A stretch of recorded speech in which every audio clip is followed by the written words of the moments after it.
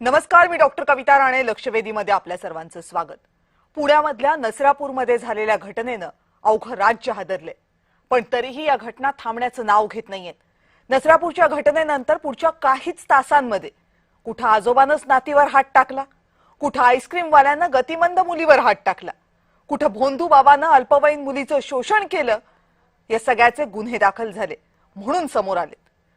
काही घटना तर अशा असतील की ज्याच्या किंकाळ्या चार भिंतीच्या आतच गुदमरलेल्या असतील, त्यांची गणतीच नाहीये. कोवळ्या पोरींवर हात टाकणारे हे कुणी लांबचे नाहीयेत.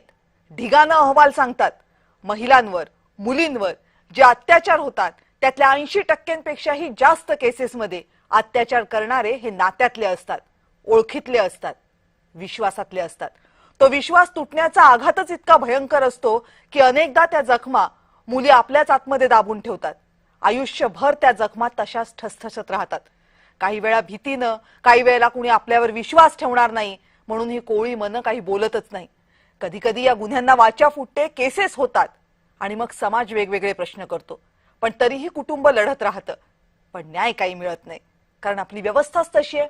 अहो, बदलापूर मधल्या शाळेतल्या 6 वर्षांच्या मुलीवर अत्याचार झाला तर पोलिसांनी पालकांसकट तिला 3 तास पोलीस स्टेशनला बसवून ठेवलं. काल पुण्यातल्या मुलीवर आजोबानं हात टाकला तर पोलीस म्हणतात कालवा करू नका, दगडफेक होईल. हे सगळं सहन करून लोक कोर्टात पोहोचतात आणि मग तिथं सुरू होतो तारीख पे तारीखचा खेळ, पुराव्यांची चिरफाड. नरसापूरमधल्या 3.5 वर्षांच्या मुलीवर अत्याचार करणाऱ्या नराधमावर त्याच्या अल्पवयीन पुतणीनं गुन्हा दाखल केला होताच ना. 4 वर्ष ती मुलगी लढत राहिली, पण तिचा वयाचा दाखला कोर्टानं ग्राह्य धरला नाही. जबाबांमध्ये तफावत होती. मग त्या नराधमाचा धीर चेपला आणि मग त्यानं 3.5 वर्षांच्या मुलीची हत्या केली.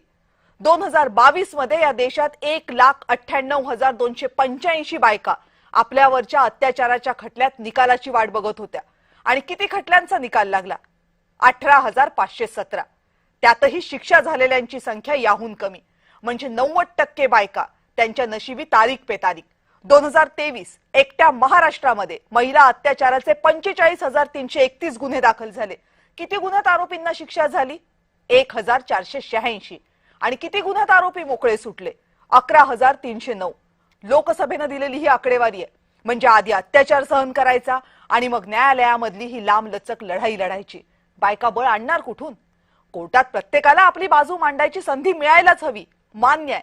अरे पण त्याला लागणारा वेळ, त्यात खर्च होणारी सगळी ताकद, याचं काहीतरी गणित आपण व्यवस्था म्हणून, समाज म्हणून कधी मांडणार आहोत की नाही? ते गणित जोपर्यंत मांडत नाही तोपर्यंत हे नराधम संपणार नाहीत. मग पुन्हा एखादा अक्कू यादव संपला ना तर दोष समाजाला देऊ नका.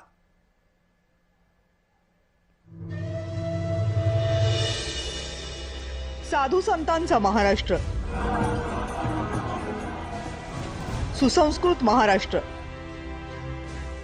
जिथं महिला शिक्षणाचा पाया रचला गेला तो महाराष्ट्र, फुले शाहू आंबेडकरांचा महाराष्ट्र, छत्रपती शिवाजी महाराजांचा महाराष्ट्र. आपल्या राज्यासाठी ही अभिमानास्पद विशेषणं वापरावी तरी की नाही हा प्रश्न आता पडू लागलाय. आणि याचं कारण लहान मुलींवर रोजच्या रोज होणारे अत्याचार. पुण्यातल्या नसरापूरमध्ये जे घडलं ते ऐकून अवघा महाराष्ट्र संतापला. फक्त 3.5 वर्षांच्या मुलीवर भीमराव कांबळे या नराधमानं अत्याचार करून तिची निर्घृण हत्या केली.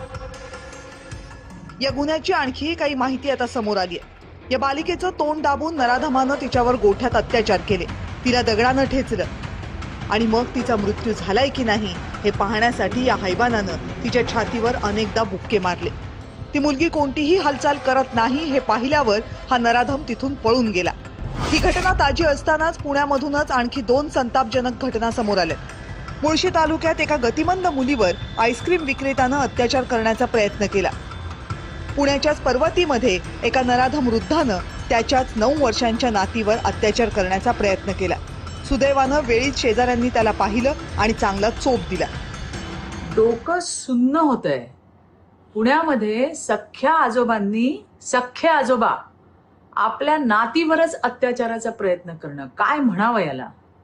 हे सामाजिक अधपतनाचं लक्षण आहे. या प्रकरणामध्ये पोलिसांनी तत्परतेने कारवाई करत आरोपीला बेड्या ठोकल्यात. आपली लेकरं घरातही सुरक्षित नाहीयेत का? हे असल्या लिंग पिसाटांपासून आपल्या चिमुकल्यांना वाचवायचं कसं, हा प्रश्न आज प्रत्येक आईला पडलाय. दुसरीकडे अकोल्यातही 10 वर्षांच्या बालिकेवर 60 वर्षांच्या वृद्धानं अनेकदा अत्याचार केल्याचं समोर आले. या मुलीचे आई वडील मजुरीसाठी शेतावर गेल्यावर हा नराधम या मुलीवर लैंगिक अत्याचार करायचा असं पोलीस तपासात समोर आले. या अत्याचारांविरोधात अनेक ठिकाणी मोर्चे निघतायत. ही प्रकरणं फास्ट ट्रॅक कोर्टात चालवण्याची आश्वासनं सरकार देते, पण यानं काही बदलतंय का? समाजातील या वासनांध लोकांची महिलांकडे पाहण्याची वृत्ती बदलणार आहे का? या घटनांची संख्या आणि तीव्रता इतकी आहे की मन सुन्न होते. मुलगी वाचवा असा संदेश सरकार देत असतं, पण आता मुलींना फक्त गर्भातच नाही तर या निर्दयी जगातल्या वासनांध विकृत नराधमांपासून क्षणोक्षणी वाचवण्याची वेळ आली आहे. ब्युरो रिपोर्ट, जय महाराष्ट्र.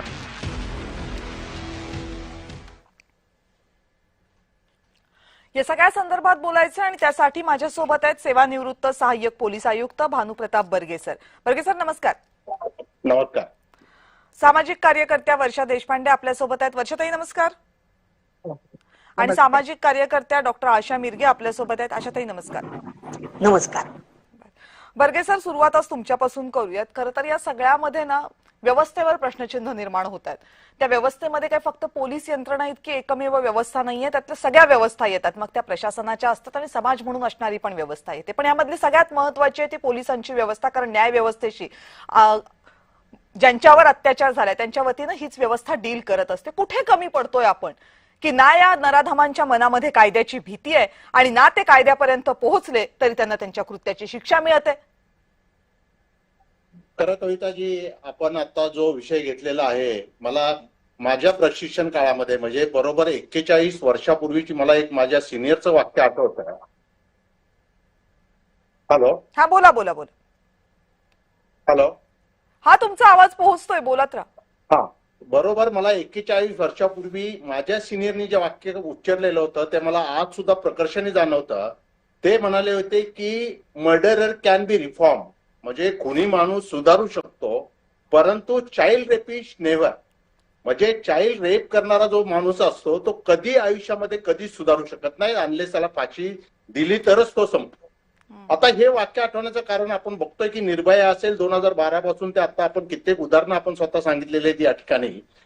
निर्भयापासून ते नसरापूरपर्यंत जर आपण विचार केला तर खरोखर ह्या घटना ज्या आहेत, ह्या घटना घडत असताना तुम्ही जे मन सुन्न होतं किंवा डोकं सुन्न होतं हे सांगितलेलं आहे, तर अख्खा समाज सुन्न झालेला मला या ठिकाणी दिसतो. खरं तर याला वेगवेगळी कारणं आहेत. जसं आपण व्यवस्था सांगितलेली आहे, पोलिसांचं त्या ठिकाणी नक्कीच त्या ठिकाणी सर्वात जास्त जबाबदारी जर असेल तर ती पोलिसांची. कायदे आपल्याकडे खूप आहेत, कायदे कडक आहेत, परंतु कायद्यांची अंमलबजावणी व्यवस्थित होते का, हा सगळ्यात पहिला महत्वाचा प्रश्न आपल्याला त्या ठिकाणी दिसतो. दुसरं की ज्या हा कांबळे जो नसरापूरच्या घटनेमध्ये आहे, हा रेकॉर्डवरचा गुन्हेगार आहे. अशाच केसेसमध्ये त्याला यापूर्वी पकडलेला आहे आणि तरी सुद्धा तो त्याच गावामध्ये राहतो, पोलिसांना खबर नसते आणि अशा लोकांवरती कुणी लक्ष ठेवणं आवश्यक आहे. आपल्याला माहिती आहे की पोलिसांची संख्या आपण म्हणतो की नेहमी सगळीकडे पुरे पुरू शकत नाही, परंतु मला वाटतं की अशा प्रकरणांमध्ये, अशा गावांमध्ये, अशा केसेसमध्ये जे पूर्वीचे आरोपी आहेत, जे बेलवरती असतील, जे शिक्षा भोगून सुटलेले असतील किंवा त्यांना न्यायालयाने निर्दोष सोडलेला असेल, अशा लोकांवरती कुठेतरी आपल्याला लक्ष ठेवणं आवश्यक आहे. आणि जर पोलीस कमी पडत असतील तर प्रत्येक गावामध्ये कमीत कमी मला वाटतं एखादा सेवानिवृत्त त्या ठिकाणी पोलिसवाला असतो, आर्मीवाला असतो, शिक्षक असतो. अशा लोकांच्या मदती तुम्ही का घेत नाही? की ज्यावेळेस आपण बघतोय ह्या घटना दिवसेंदिवस आपल्याकडे वाढत चाललेल्या आहेत आणि पूर्वी तरी आपण म्हणायचो की कुठल्या तरी एज मध्ये, ठराविक एज मध्ये असणाऱ्या स्त्रीवरती अत्याचार होतात, परंतु आज आपण बघतो की 3 वर्षापासून ते 90 वर्षाच्या वयाच्या स्त्रीवरती अत्याचार घडत असतात. ज्यावेळेस हे अत्याचार घडत असतात तर मला तर काही आपण जर बोलण्याच्या ओघामध्ये आपण किती वेळ देतोय माहित नाही, परंतु आपल्याला मी नम्रपणे सांगू इच्छितो की अशा व्यक्तींवरती, रेकॉर्डवरतील गुन्हेगारांवरती आणि जे नव्याने असं कृत्य करण्यावर धजवतात अशा लोकांवरती कुठेतरी आपल्याला त्या ठिकाणी अंकुश ठेवणं आवश्यक वाटतं.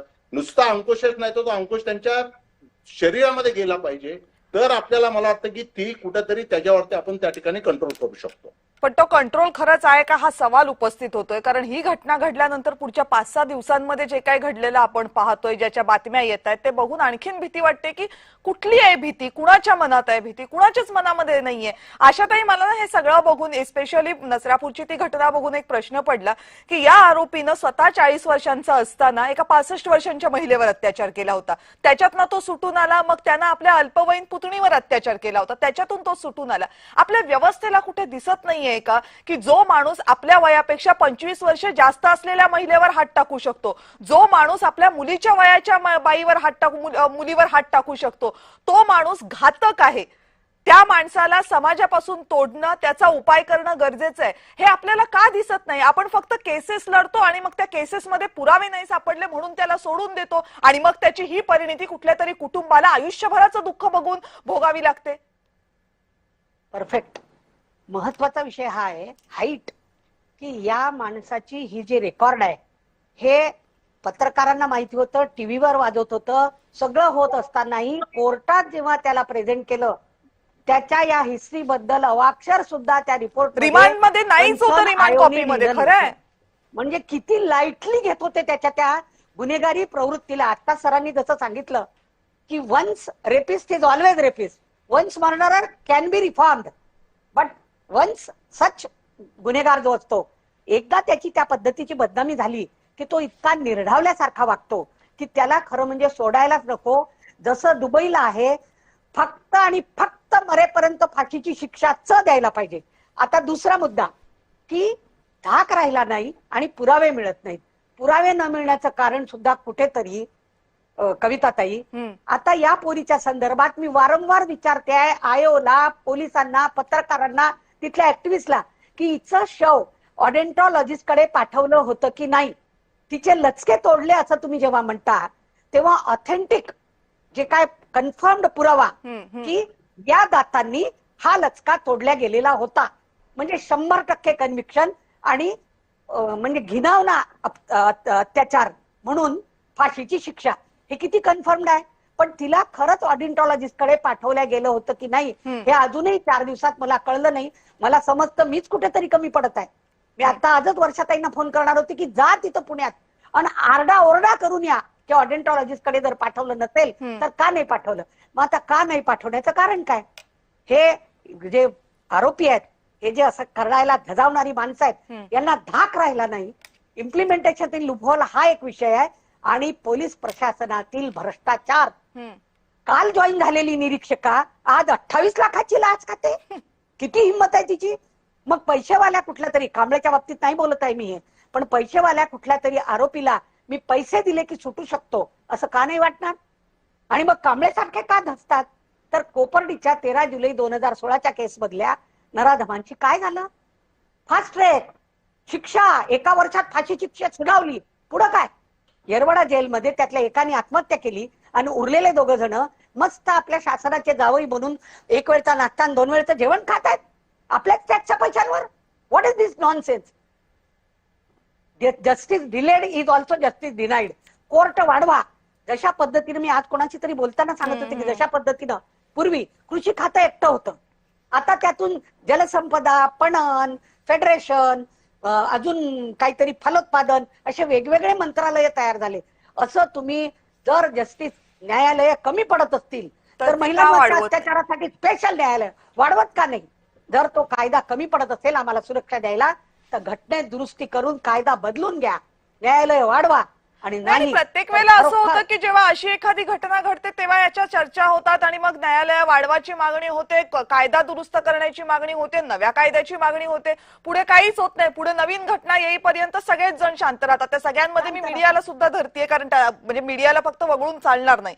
वर्षात येतं याच्यातला प्रश्न आता असा उपस्थित होतो जेव्हा या केसेसच्या बाबतीत, कारण हे सगळं शेवटी जाऊन थांबतं कुठे. सगळं जाऊन थांबतंय कोर्टामध्ये. काय रेट आहे कन्व्हिक्शनचा. 100 महिलांचे जर गुन्हे दाखल झंपर महिलांनी जर गुन्हे दाखल केले, किती कन्व्हिक्शन मिळत आहेत? 20-25% वर कन्व्हिक्शन जात नाहीये. 75% आरोपी तर सुटतात या सगळ्या केसेस मधनं. कुठे कमी पडतोय? फॉरेन्सिकच्या बाबतीत आता ताई बोलल्या की काय अवस्था आहे फॉरेन्सिकची आपण जेव्हा पुरावे गोळा करतो ती, आणि तुम्ही तर या क्षेत्रात काम करताय, तुम्हाला माहितीये. फक्त फॉरेन्सिकच्याच बाबतीत आपण कमी पडतोय की प्रॉसिक्युशन म्हणून कोर्टामध्ये जी काही बाजू, आरोपीच्या विरोधात जी बाजू मांडली जाते तिथेही आपण कमी पडतोय? नाही, म्हणून मला या ठिकाणी प्रॉसिक्युशन वरती अकाउंटेबिलिटी वाढवली पाहिजे असं माझं मत आहे. कारण जर 100 गुन्हे दाखल झाले तर 28% केसेसमध्ये जर कन्व्हिक्शन लागतंय, म्हणजे 3 गुन्ह्यांपैकी फक्त एका गुन्ह्यामध्ये कन्व्हिक्शन लागतंय. याचा अर्थ 2 गुन्हे हे साबित करायला जर कमी पडत असतील तर प्रॉसिक्युशन वरती अकाउंटेबिलिटी वाढवली पाहिजे. प्रॉसिक्युशनच्या नेमणुका ह्या मेरिटनी केल्या जात नाही का? प्रत्येक वेळेला ह्यांना उज्ज्वल निकमनं आणावं लागतं. याचा अर्थ यांच्या आमदार खासदारांनी वाटून घेतलेलं प्रॉसिक्युशन हे फक्त यांचे गुंड सांभाळण्याच्या कामासाठी आहे का?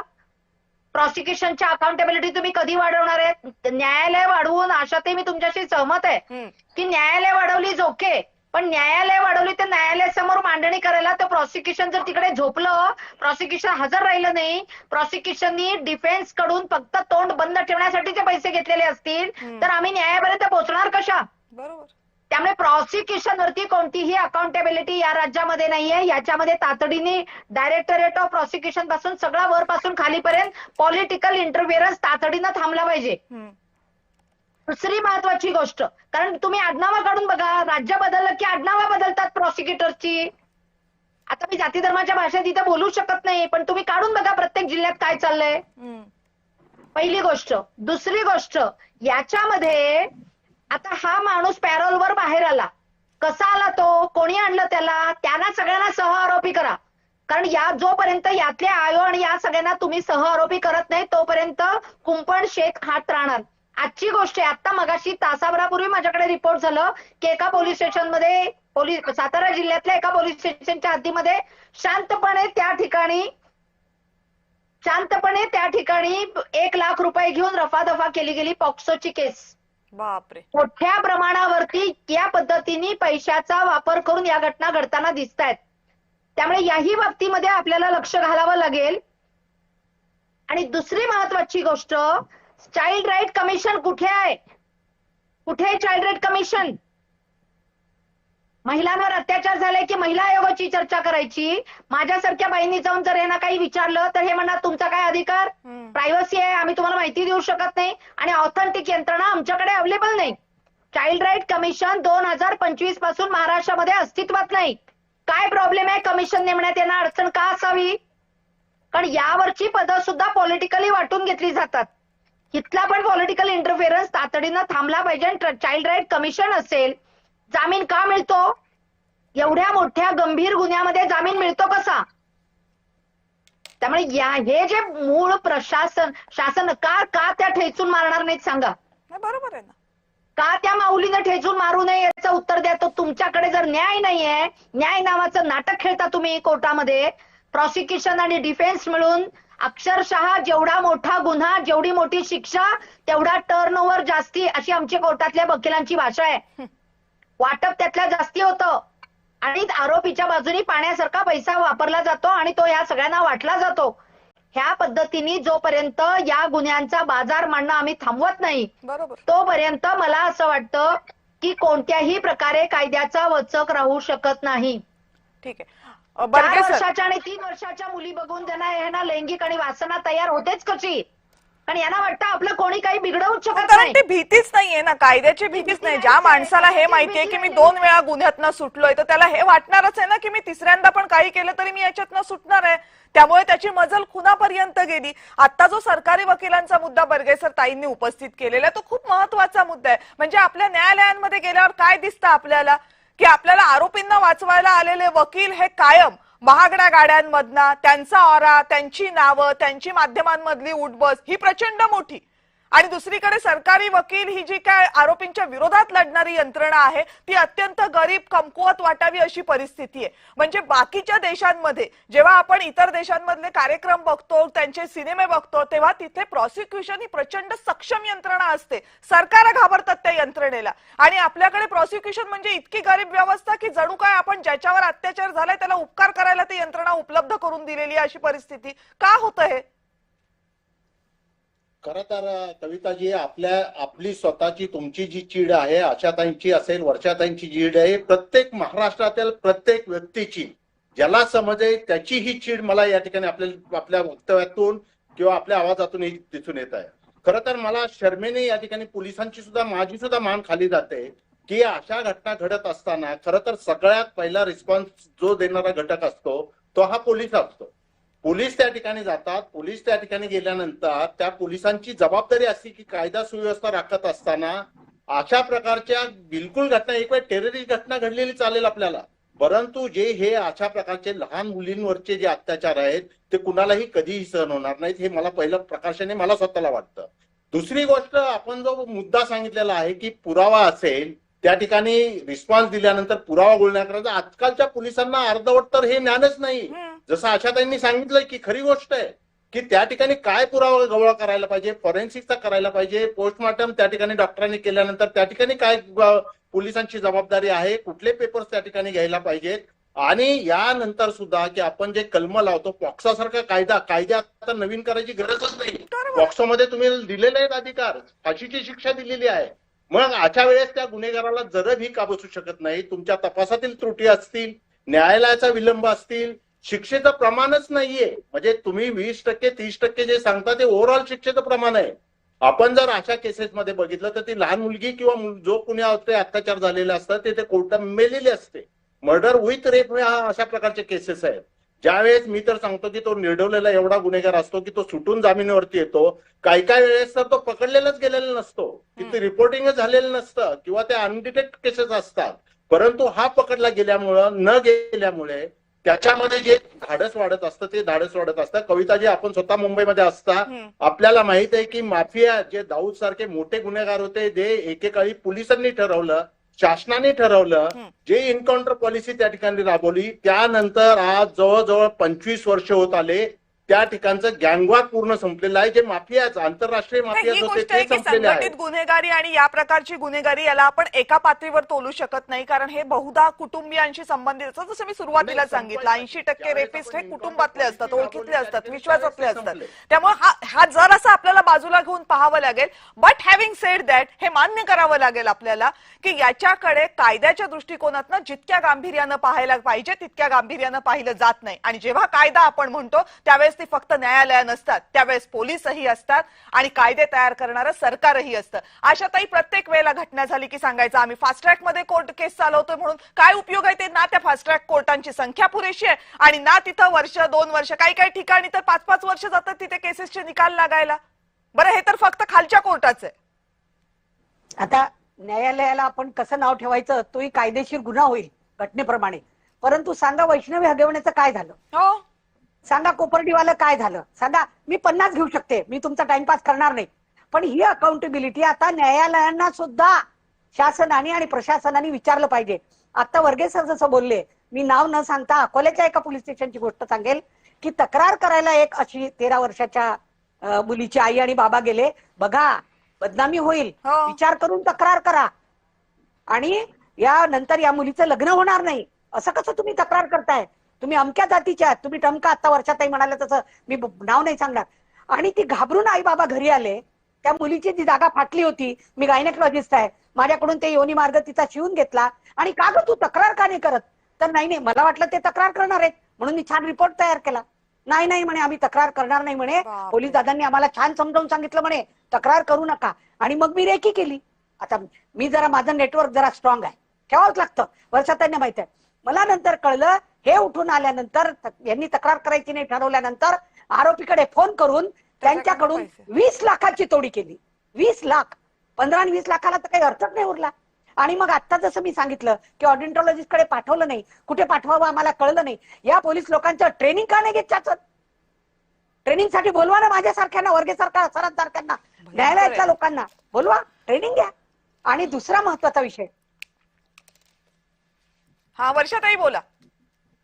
इथिक्स असतात किंवा नसतात, ट्रेनिंग हा यांचा प्रॉब्लेम नाही. हे आपल्यापेक्षा जास्त ट्रेंड आहेत. ह्यांना कशी त्या चार्जशीटची माती करायची हे जास्त चांगलं माहिती आहे.